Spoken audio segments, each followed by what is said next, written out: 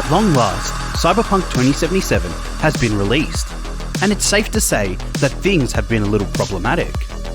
This game has received endless amounts of hype, and we have been expecting it to be as breathtaking as Keanu Reeves.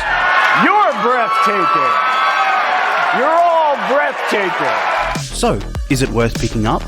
Well, I'm Sam Ince from the Beta Network, and today I will help you answer the question, should you play Cyberpunk 2077? The narrative in Cyberpunk 2077 is definitely a bit of a mixed bag. Starting off as either a corpo, street kid or nomad mainly makes a difference in how V's journey begins. These intro quests feel quite bland and do not really flesh out V as a character, but rather act purely as a differentiator between the three life paths. These life paths do not seem to add much to V's character. They do offer an occasional additional dialogue option, more on this later, as well as a small handful of different additional characters being associated with these different paths.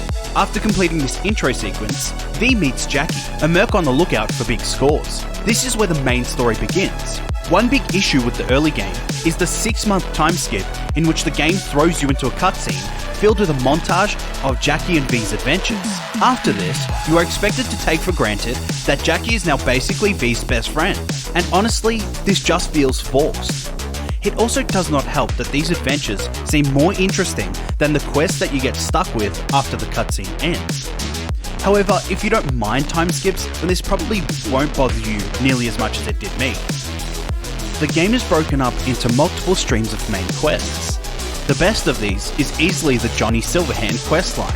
He is the most well thought out character in Cyberpunk, offering insightful comments and information that often makes you question what is actually unfolding before your eyes. Johnny provides a lot of the depth and weight to choices that you have to make, constantly getting in your ear about different characters' motives and how your decisions could affect them and others.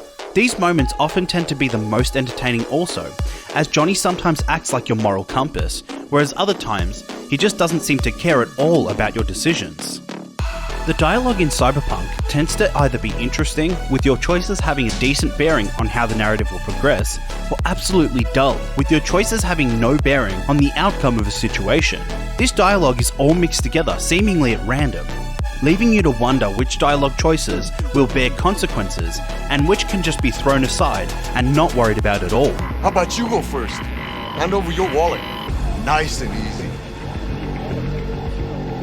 No gang be stupid enough just to waltz in here, guns blazing. Hey boss, I think I saw one of them by the window. Could have heard shots.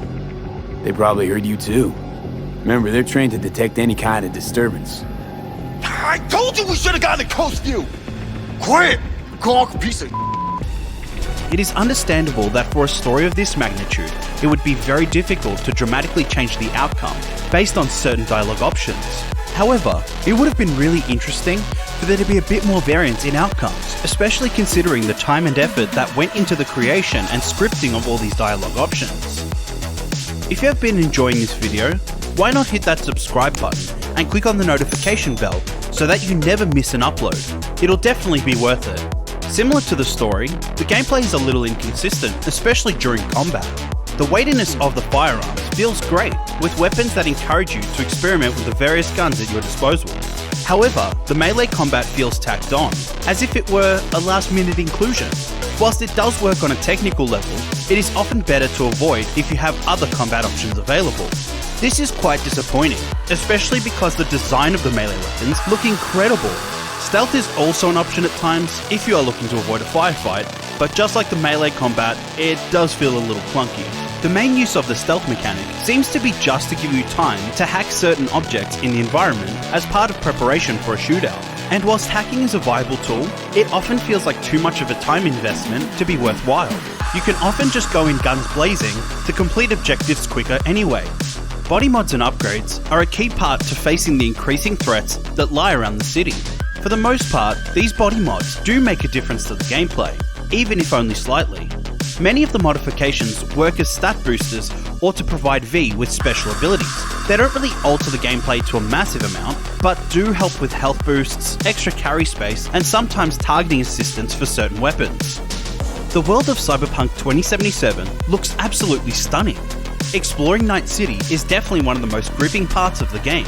The city is littered with some unique and entertaining characters, and this is where Cyberpunk really shines. There are endless opportunities to stop crimes for a few eddies, the game's currency, or take on side quests from random characters in the world. These really show the diversity of Cyberpunk 2077. The variety in the game's open world is immense. One moment, V may assist an ex-cop with the loss of a loved one, and the next, V is trying to track down sentient vehicles to return them to a depot. The way these quests are written is clever and can often be quite memorable due to their emotional weight or humour, especially when referencing other pop culture. I'm going to kill you, and all the cake is gone. Now, we can't talk about Cyberpunk without mentioning the myriad of bugs that have come to the forefront. From minor texture glitches to partially loaded environments and characters flying about, all these are here. Whilst these can be quite frustrating to see throughout the course of the game, rarely are they actually game-breaking. Thankfully, CD Projekt Red is working hard to ensure that all these bugs get fixed. So, should you play Cyberpunk 2077? Well, it depends. If you are okay with sitting through up to potentially 5 hours of gameplay to really start getting into the game, and can handle the often very average character interactions during the main story, then sure. This is a game that is definitely at its best when exploring the world rather than just focusing on the main story. To begin, you must tell me where to find Evelyn Parker. Evelyn, what's she to you? She and Yorinobu Arasaka had intimate relations. She knows how to get to him. So if you're looking for an amazing narrative that will get you hooked, it might be better to look elsewhere. Let us know your thoughts in the comments below. Do you agree with our review? What is your opinion on Cyberpunk 2077? If you haven't already, head over to our website, thebetanetwork.net, for more reviews just like this.